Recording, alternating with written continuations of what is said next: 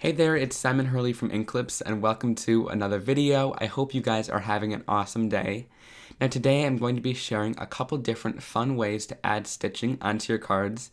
Now this has been really popular lately, and there are some new products from Altenew that have just released that make it super easy to add some fun stitching details onto your cards. So I want to be real here, this does take a really long time, it's quite time consuming, but I really love the look and the extra kind of texture that it gives on your cards to add even just a little bit of stitching. And if you're not into the whole stitching thing, I'll show another way to kind of get a faux stitched look with just stamping later on in the video. Now before filming this video, I hadn't stitched before, so throughout the video I'll share some mistakes I made and some tips that I learned along the way. So for threads that you're going to want to use, I like the Pearl Cotton size 5 DMC thread. This is kind of a twisted thread that you don't pull apart when you're working with it, but it has a thicker and kind of different texture than any other threads when you're using it. Now you can also get it in different sizes, but to pull this apart, you take off those two wrappers, kind of twist the roll together, and then on one side there will be a little knot. You can cut that portion off and you're left with two strands. So if you pull on one of those along there, you can kind of release some of that thread and get to working with it. You can also wrap this around a bobbin to make sure that it stays nice and organized as you're working. So here is a closer look at that thread. You can see it's kind of twisted there, but it doesn't come unraveled or untangled, and you don't want to try to peel it apart when you're working with it. It's kind of a thicker thread for bigger projects and things like that, and it gives a different look on your cards, and I'll be able to show that later when we're working on the projects. Now the second thread that I really like is the 6-strain embroidery thread. I think I might like this one a little bit more. It's kind of more versatile and you can use it in more different ways than the other size 5 thread. So this is a 6-strain embroidery thread. Basically it has 6 little strands that make up the thread. So it's about the same thickness as the other one, but it's got a little bit of a different texture. And also you can pull these threads apart to use them in different lengths and thicknesses on your project. So if you need a thinner thread, you can pull a couple of the strands out and use that on your project. So this does really go a long way. So on the right you can see the 6-strand, and on the left you can see the pearl cotton. They really just have a different texture, and I'll be able to show them more in use throughout the video, but here's just a closer look at them and you can kind of see how they look just regularly as the strings. So moving on to the needles, I have this set of 50 embroidery and yarn needles as well as smaller sharp needles, and I just found this in my mom's sewing bin, but I'll be sure to link something down below that's very similar. I use one of those middle medium needles for my bigger stitching, and for the smaller ones I use one of those tiny needles at the bottom. So you want something that'll really slip through for the tiny ones, and you can use a larger needle if you're going through larger stitching. So those needles work really well for me, and here are the two sizes that I use the most. You can kind of get a closer look at them. I'm not quite sure what size needle they are, but I'll be sure to link something down below, like a multi-pack like I just shared, that you can get lots of different needles in so you can have lots of variety and choices as you're stitching. And I find that it's be really helpful to have a little bowl off to the side in case if you're kind of clumsy like me and don't want to lose your needle. Having them set in bowls on the side makes you know exactly where they are at all times. So for the first couple of projects, I'm going to be stitching on this Pegboard canvas cover plate die. This is new from Altenew's new release, and I really like it because it covers the whole card with just a little bit of a white border on the outside. So you can create some really cool backgrounds and patterns on this, and the options are really endless with this die. You have lots of different ways you can cross stitch with it. So I'm going to be threading my needle with that size 5 pearl cotton thread and the larger needle, since these are bigger holes you can cross stitch through on this cover plate canvas die. So when I do my stitching, I like to do a full row at the same time. I'm not sure if that's quite the right way, but I found it to be the easiest and the cleanest way to do it. So I'll come up through one of the little holes to start my stitching, and I'll hold a little tail end in the back there, and that'll get wrapped around in the string once you continue to keep doing your stitching. So I'll go through the next hole to make a little diagonal stitch there, and then that completes the first half stitch. Now instead of completing that stitch like a regular cross stitch, I'm going to continue the row and do same half stitches like that the whole time. This can be kind of a time consuming process, but as you keep going you get better at it and you can get faster and faster as you go. But it is really a relaxing process, so you can sit in front of the TV and watch some TV while you're doing it, or take this on the go and get some projects done. So like I said, I'm continuing the whole row. If you're doing a pattern here, you can complete the pattern in this color for that row, or if you're doing a whole background, I like to do the whole row at one time. because you want the same stitches to be going the same direction. So if the right stitch is on top, you want all of the right stitches to be on top in order for it to look kind of the same. So then once I'm completed that row, I'm going to go back through and complete that cross stitch there. So I'll go back through those little holes and go up and cross stitch the opposite direction. So that creates the complete cross stitch, and I find it to be easiest to do the whole row at one time, but you could do each individual cross stitch if you would like to. I just find that it turns out cleanest when you do it like this, and I did it a couple different ways and found that this one worked best for me. So after I'm done doing those cross stitches, it looks like this with the pearl cotton thread. So this is that size 5 thread, but for this you could also use that 6-strand embroidery thread, and I'll show that later in the video. So here's how those stitches look once you're complete. So that's just the regular cross stitch that I did for most of this video. Now there's one more stitch that I did for the other parts of the video, and this is just kind of like a line stitch, and you'll see me use this later on as well. You just go up through one of the holes and go to the hole right next to it and go back down through. Then you go up through the next hole and then right back down through, and that'll create kind of like a stitched look. But then to complete that regular line there, I'm going to go back through that hole and fill in that little area in between there in the line. So you'll use this stitch later on in the video, and I'll share how to create letters and things like that using that stitch. But these are super basic, and this is all I used to complete this whole video. But you could also learn lots of other stitches to make your backgrounds and other stitching really cool and look really unique. So now I'm going to share how I created these first 3 cards here. Now these are really simple using that same pegboard cover plate die, and I'll share kind of how to mount them on the cards as well. Now for this, I went onto Pinterest and searched up cross-stitch flowers, and there's lots of cool patterns and designs that other people have done that you can kind of use and create to make it your own if you want to change things about them, but this is where I got lots of inspiration and patterns for my designs. So I'll be sure to link that over at my blog for more information, and that'll be linked down below if you want to find some of these patterns. And you can also pause the video to see my stitching and kind of use that as your pattern as well. So I found lots of these to be really cool, and each pixel is one stitch there. So as you're cross-stitching, you can follow those designs really easily. So now this first one that I created, I think this might have been partially somebody else's design, and I added a little bit onto it, like that little pot at the bottom there. Now this is just regular cross-stitching. I used the 6-strand embroidery thread, and I created this really simply, and it's not too many colors, so it was pretty easy to make. Now this is the full cover plate die right there, but I actually cut that down along the edges, and that created a little smaller matte panel that I can add onto a colored card base like this, and it creates a really nice looking mat for the card. Now to add to the handmade stitched feel even more, I did a simple stitched sentiment on the bottom with this cover plate die.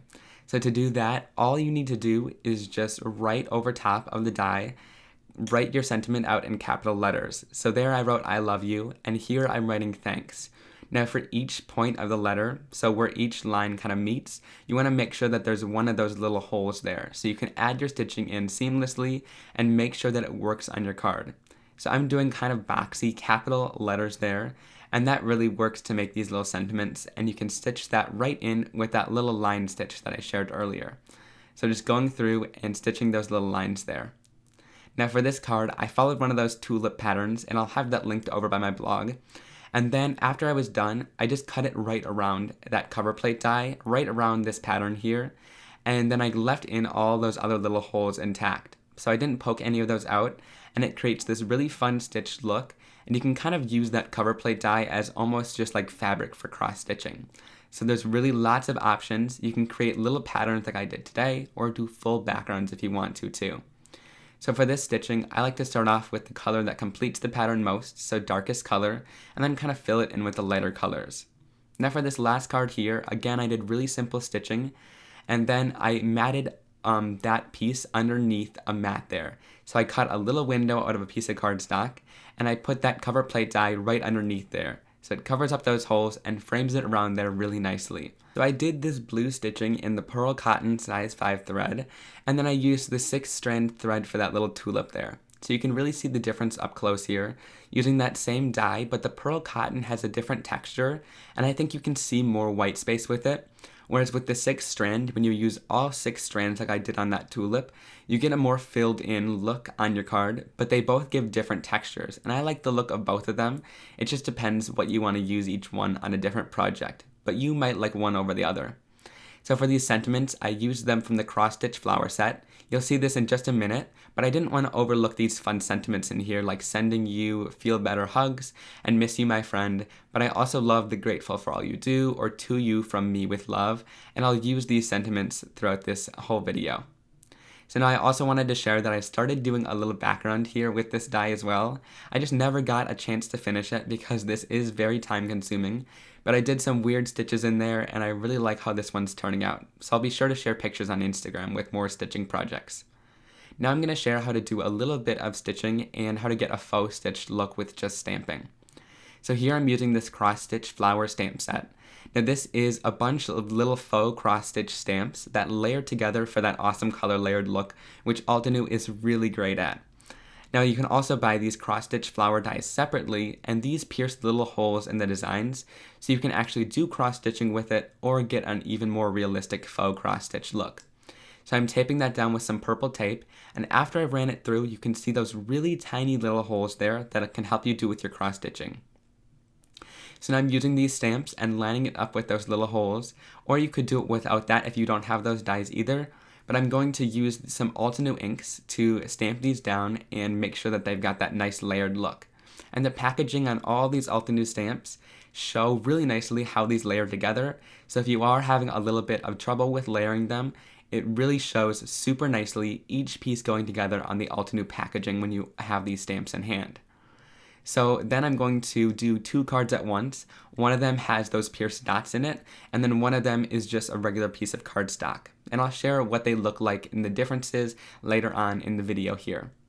So by using these Altenew inks, they layer together super nicely, so you have 4 colors that go really nicely together. So since this flower is a 4 ink layering one, you can really easily layer these together with colors that go super nicely together with these Altenew inks. So then I skipped a little bit here since this is already a really long video, and I'm going to stamp this last layer here, and I'm using my Misty stamping tool to do all this, just because stamping on those holes and making sure that this is all aligned can be a little bit tricky, but you could do it as well by just standing over top of the image and make sure you're looking through your acrylic block. So here's the difference. On the right there, there's those little pierced holes, which make it look almost like it's cross-stitched. And on the left, you still get that cross-stitched faux look. It's just not as realistic, but it does look really cool just like that as well. So since the holes on this are much smaller pierced little holes, I'm taking that 6-strand thread and I'm going to separate it into just 2 little strands of that. So this will create a much thinner thread and much more delicate so it won't tear your paper while you're creating. And then you have those other threads that you just peeled apart that you can use as well in this, just separating those together. So now to add this onto my little needle here, I'm using a much smaller needle to get through those tiny little holes, and I'll just lick it and flatten the thread, and I find that that helps to get it through. However, you could also use a needle threader. So I'm just going to take a little piece of tape and tape that little tail down in the back so it stays there, and then I'll come right up through that design and go diagonally again. And here, once again, I'm doing what I usually do. So I stitch those half stitches first to complete that little row there. And then I'm going to go back through and complete that cross stitch. I find that when you're stitching this whole flower like this, it's really important to have all the stitches go in the same direction. So having that same stitch be over the top and then having the same thread be over the bottom, if that makes any sense. You want it all be going in the same direction so that it looks really uniform once your whole project is complete. So then to complete that next row, I go up through the next row of stitches, and then I'll come right back through that same row that I just did to complete that cross stitching there. So here I did a full project like this, or I'm starting a full project like this. Once again, I didn't have time to complete this whole thing, but I'll be working on it, and again, I'll probably post a picture on Instagram once it's complete. But I wanted to hold this up next to that canvas die there, so you can really see how tiny those stitches are compared to that big cover plate die. So it does take a lot longer than that die there, but I think it looks really beautiful once it's complete. So for this card, I just stitched the darker colors in there. So I did that darker red and the darker green color, but you could do a little bit more stitching if you wanted to on there. And then I cut this panel down and added it onto a card base here with that little I adore you sentiment. And then for this card, this was just the Faux stamped card, and I used one of those little butterflies that come in the same cross-stitch flower set, and I stamped that almost coming right up to that little flower there, so it adds a little bit more detail to this card, and I really do love that fun faux cross-stitch flower look, and it does look even more realistic if you want to add those pierced dots without any stitching. Now for this last card here, I'm going to share how to add some stitching details onto your card. So I'm using this sweet Rose Bouquet stamp set. So this is a layering stamp set again from Altenew. I think their layering flowers and stamps are super beautiful. They're great at making these. So I'm going to stamp this down in my Misty stamping tool once again, but you could just use a regular stamping block as well. And I'll stamp this down in 4 colors. I'm using some Altenew inks as well here, so they coordinate really nicely together, so you don't have to guess kind of what colors will look good together. And once again, on the packaging, it really shows how to stamp layer these well. So if you're struggling, be sure to look on the back of your stamp packaging. They have it all laid out for you there. So then I'll line up these leaves there as well, and I'll stamp the couple layers that they have. And on these darkest layers, which have the smallest little details on the roses and the leaves, that's where I'm going to do my stitching in the end here to add those little details in. So here I'm going to start off with a little mouse pad behind this, and I'm just going to pierce little holes where I want to add the stitching. So like I said, I'm doing it on those little darkest detail lines there, and I'm going to add little holes wherever the lines kind of change directions. So wherever the line curves drastically, you want to add a little pierced hole there so you can follow along with the curves of the line. Now if you don't want to do details like this that are really tiny, you could also go over top of and outline the darkest portion of the image as well. So if you have a bigger image that has a larger, darker portion of the layering, you can then just outline that and create a cool look like that as well. So then to do my stitching, I'm using the 2 strands, and I'm also using that tiny little needle again, because you don't want to rip your paper in between by using too big of a thread or a needle. And then I'll just thread that right through using that same kind of line stitching method that I shared earlier in this video. You can also change the design up if you need to. If the stitches get a little bit too close together, you can kind of make it your own design then. So when I'm doing this rose here, you can see that I go up and back down through to create a little line there. But then where the line changes and kind of curves directions there, I'll go back up through. I think I did the wrong hole there, but then I'll go back down and back up through that line there. And this creates it so that you can fill in that line and have it follow along with that little curved line that it has there. So wherever the line curves, make sure you stitch in that little portion there and not just do a straight line there, and that way it can follow along with those fun details there. So this takes a little bit of time stitching through those little details, but I think it looks really awesome and beautiful in the end once it's done. So here's my completed look with the stitching on here. I just stitched in all those little tiny details in those flowers and on those leaves as well. It didn't take too much time, and I think it was lots of fun just to add those subtle little details onto the flowers, and having that stamped layering image really helps get those details in there. To add a little bit of tone-on-tone depth and dimension and detail in the background, I added that little Doodled Dots cover plate die over top of my card base there to add a little bit of detail. And then you could also use this to create string designs as well. I could see wrapping around string around those little holes to create some really fun designs on your cards. So I'll have to give that a try as well. So here are my finished cards. I hope you guys learned a little bit more about stitching on your cards. This is part of an Altenew blog hop, so be sure to click my blog on screen right now to continue hopping along, get much more information and a full supplies list. And if you want to see more videos like this one, be sure to click that subscribe button as well. I would love to have you join my family here on YouTube. I'll see you guys very soon for another card making and crafting video, and I hope you have a wonderful day. Bye!